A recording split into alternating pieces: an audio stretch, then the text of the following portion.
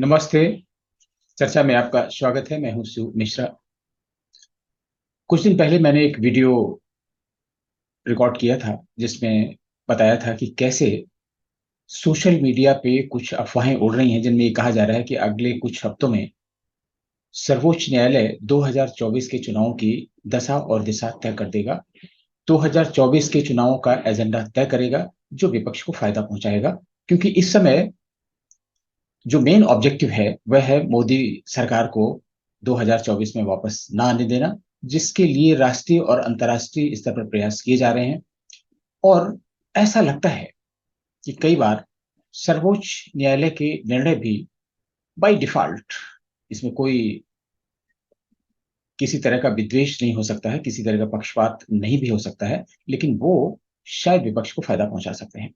और उसमें कई अ, जो कोर्ट केसेस हैं, पेंडिंग हैं, जिनकी हियरिंग, उनके नाम थे।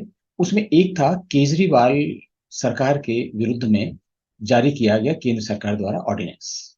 और ये ऑर्डिनेंस सेवाओं से संबंधित था, ट्रांसफर से संबंधित था।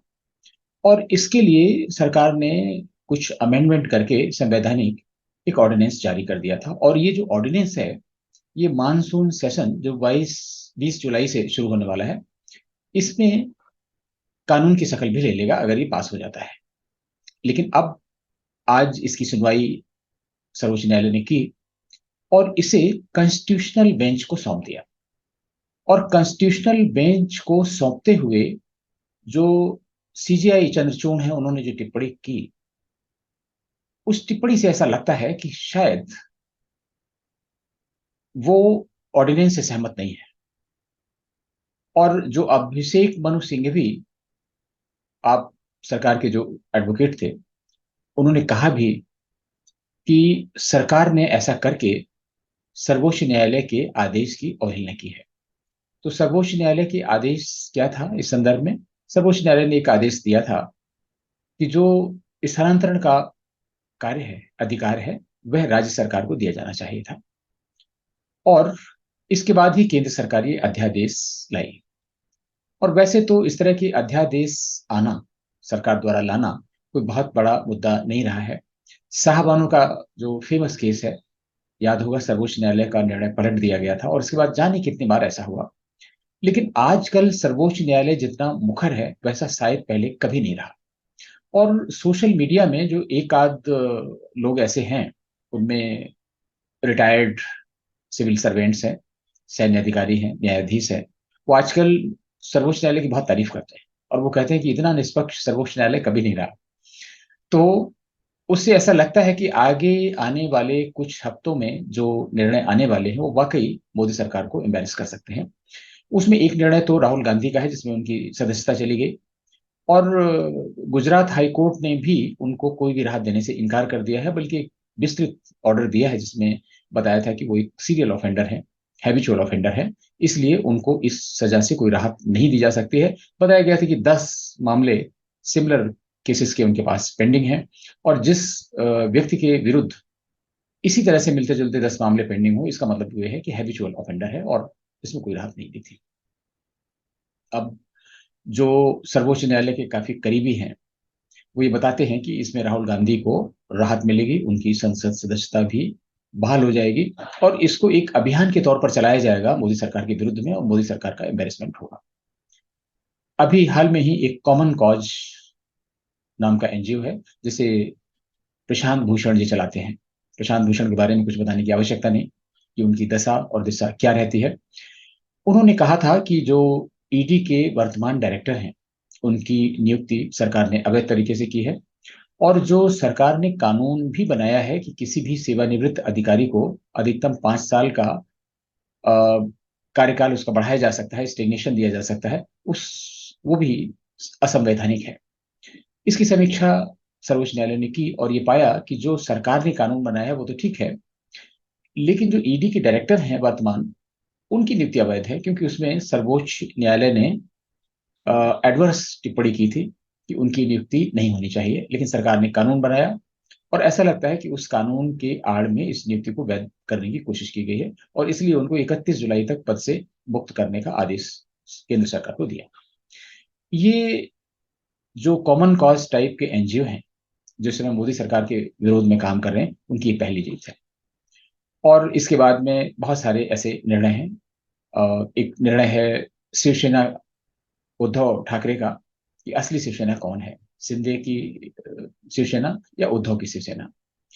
इसमें भी जो सर्वोच्च न्यायालय के नजदीकी सूत्र हैं और ये जो एजेंडा चलाने वाले लोग हैं, ये बताते हैं कि ये फैसला भी उद्धव ठाकरे के पक्ष में जाएगा। और जब ये फैसला उद्धव ठाकरे के पक्ष में जाएगा, जहां पर आजकल शिंदे जो हैं वो भाजपा के साथ मिलकर सरकार चला रहे हैं, उनको बहुत एम्बेरसमेंट होगा।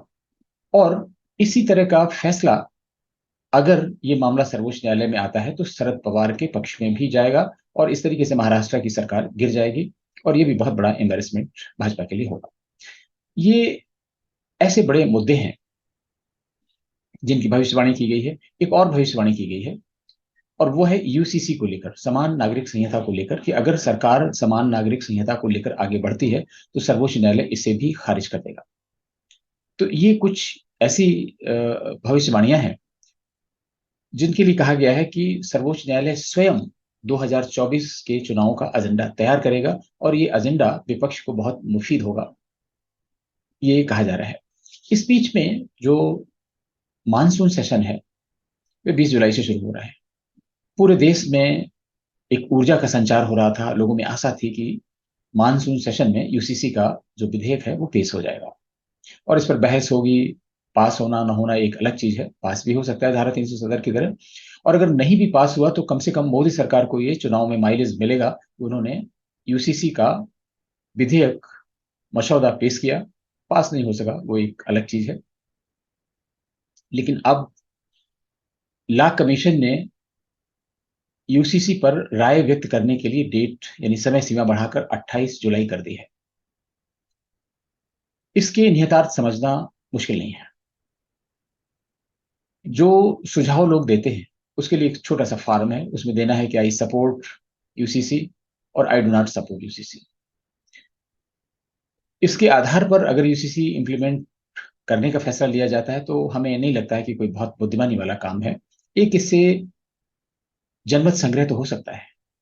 जो लोग इससे बहुत खुश हो रहे हैं, यानी जो बहुसंख्यक वर्ग है, उनको लगता है कि ये तो आएगा, मोदी लाएंगे, और इसलिए शायद उनका रिएक्शन भी बहुत अच्छा नहीं रहा। कहा जाता है कि 6 लाख से अधिक रिस्पांस उनको मिले हैं। लेकिन इस बीच में एक चीज और देखी जा रही है कि बरेली, मुरादाबाद और देश के कई भागों में, हैदराबाद, मुंबई, जहां पर मस्जिदों के बाहर क्यूआर कोड चिपका दिए गए हैं, और उसमें जो नमाज के लिए जाने वाले मुस्लिम लोग हैं सिर्फ क्यूआर कोड स्कैन करते हैं और उनका रिस्पॉन्स चला जाता है। तो इस तरीके से एक पक्ष तो ऐसा है जो इसमें अपनी राय भी दे रहा है, पंप कर रहा है, और दूसरे बहुत एडवांस में इसका विरोध शुरू कर देता है।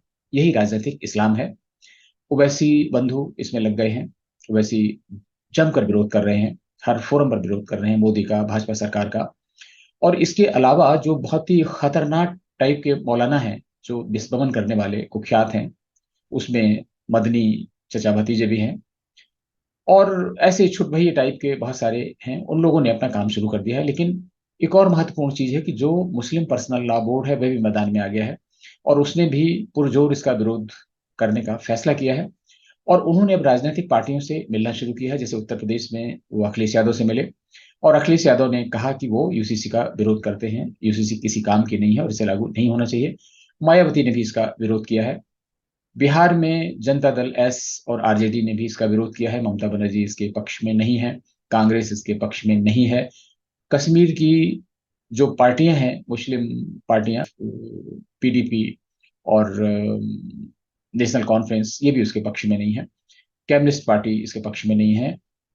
तमिलनाडु की डीएमके इसके पक्ष में नहीं है। तेलंगाना राष्ट्र समिति इसके पक्ष में नहीं है, और आंध्र प्रदेश की सरकार इसके पक्ष में नहीं है। तो इस तरीके से अगर देखा जाए कि इस तरह से चीजें की जाएं, तो जो तुष्टिकरण आधारित राजनीति करने वाले दल और लोग हैं वो इसके पक्ष में नहीं है।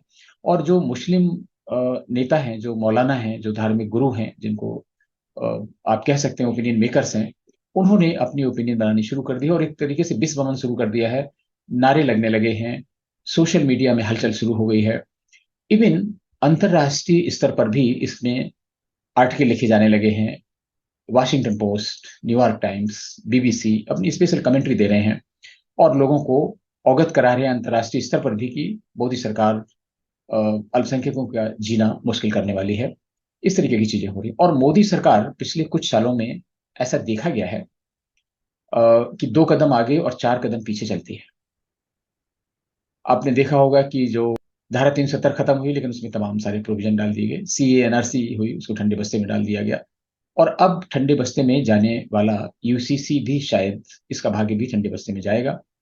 और उसका कारण भी है मोदी जी की 2 कदम आगे 4 कदम पीछे की जो राजनीति समझ में आती है कि वो अमेरिका विजिट के लिए जाते हैं तो इजिप्ट जाते हैं और वहां से एक संदेश है। फ्रांस विजिट में जाते हैं, फ्रांस के राष्ट्रपति ने, फ्रांस की सरकार ने बहुत तहे दिल से उनका स्वागत किया, सब कुछ हुआ, लेकिन लौट कर मोदी यूएई के थ्रू आए। मीन्स जो भारत के मुसलमानों को वो एक संदेश देना चाह रहे हैं कि वो मुसलमानों के लिए कितने नजदीक जाने की कोशिश कर रहे हैं और मुसलमानों का कितना काम कर रहे हैं। इसमें भी कोई दो राय नहीं। आज तक भारत में किसी भी प्रधानमंत्री ने, किसी भी सरकार ने मुसलमानों के लिए इतना नहीं किया जितना मोदी सरकार ने किया है 9 सालों में। इसमें तो कोई दो राय नहीं। अब आंकड़े गवाह हैं। उनका टारगेट है कि पसमानदा मुसलमान उनको वोट करेंगे। तमाम पसमानदा सम्मेलन, सूफी सम्मेलन, वहाबी सम्मेलन, बहुत सारे सम्मेलन हो रहे हैं। लेकिन बहुत सारी ऐसी चीजें हैं जिनके लिए बहुसंख्यक वर्ग इंतजार कर रहा था। तो ऐसा लगता है कि 2024 के चुनाव के लिए या तो बहुत ज्यादा आशावान है और या फिर इंडिया साइनिंग की तरह कहीं खेल ना हो जाए।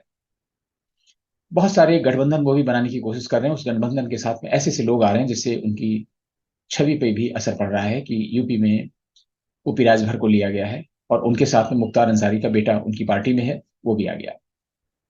तो जो मुख्तार अंसारी को भाजपा वाले कोट करते थे आजमगढ़, गाजीपुर, घोसी एरिया में, अब उनके लिए क्या जवाब देंगे। ऐसी बहुत सारी चीजें हैं। महाराष्ट्र में भी यही हुआ। जिन अजीत पवार को, उनके साथ में छगन भुजबल को, प्रफुल्ल पटेल को, बहुत सारे ऐसे लोग थे जिन पर करप्शन के केसेस चल रहे हैं, मनी लॉन्ड्रिंग के केसेस हैं, भ्रष्टाचार के केसेस हैं और वो आजकल सरकार के साथ में आ गए हैं। तो एक तरफ तो भारतीय जनता पार्टी अपनी पोजीशन खराब करती जा रही है। इसे भले ही राजनीतिक रूप से सही ठहराने की कोशिश की जाए, ट्रम्प कार्ड माना जाए, मास्टर स्ट्रोक माना जाए, लेकिन जनता के बीच में उनकी छवि खराब हो रही है। और खासतौर से वो हिंदूवादी जनमानस जिसने बिना किसी लालच के, बिना किसी फ्रीबी की परवाह किए हुए, बिना किसी आकांक्षा के इसलिए सपोर्ट किया था कि वो राष्ट्र की एकता अखंडता के लिए काम करेंगे। उसमें धारा 370 थी, ठीक है, जैसे भी है वो दूर हो गई। सीएनआरसी ठंडे बस्ते में है, राम मंदिर बन रहा है और यूसीसी एक और उनका जो एजेंडा था, उनके जो चुनाव घोषणा पत्र है उसका एक पॉइंट था। आशा की जा रही थी कि आएगा, लेकिन अब वो ठंडे बस्ते में चला गया। और जो सर्वोच्च न्यायालय का रुख है उसको भांपते हुए भाजपा अब शायद ही यूसीसी विधेयक लाने के बारे में सोचे। तो मेरा अनुरोध है भारतीय जनता पार्टी से कि वो 2024 की स्ट्रेटजी बनाने में बहुत गलती कर रहे हैं। अगर वो पसमानदा वोटों के सहारे डर डर के 2 कदम आगे और 4 कदम पीछे बढ़कर ये चाहते हैं कि वो 2024 का चुनाव जीत लेंगे, बहुत मुश्किल हो जाएगा। अगर वो यूसीसी का विधेयक लाते हैं, भले ही विधेयक पास हो ना हो, लोगों की जो भावनाएं हैं, लोगों का जो राष्ट्रवाद है, वो उसका ज्वार आएगा और उनका एक जो बहुसंख्यक वोट है वो संगठित हो जाएगा जो उनके पीछे चट्टान की तरह खड़ा हुआ था। और अगर ये ढुलमुल की नीति रही, 2 कदम आगे 4 कदम पीछे, फिर 2 कदम आगे फिर 4 कदम पीछे, तो हम वहीं पहुंच जाएंगे 2014 में जहां से शुरू किया गया था। और इन 9 सालों में ऐसा कोई प्रतिफल जनता को नजर नहीं आएगा। 2014 के बाद जनता ने 2019 में भी जिताया और उनकी आकांक्षाएं रही होंगी कि चलिए सब कुछ ठीक है, आगे भी सब कुछ ठीक होता रहेगा। इसलिए अगर मोदी जी या भाजपा ये समझ रही है कि 2024 में भी जनता ऐसे ही सोचेगी, तो ये उनका सोचना गलत है। भाजपा का सोचना, मोदी जी का सोचना गलत है और इसमें दांव हो सकता है। इसलिए अपनी स्ट्रेटजी पर भाजपा को और मोदी जी को पुनर्विचार करना चाहिए। नमस्ते। फिर किसी ज्वलंत मुद्दे पर आपसे मुलाकात होगी, तब तक के लिए आज्ञा दीजिए।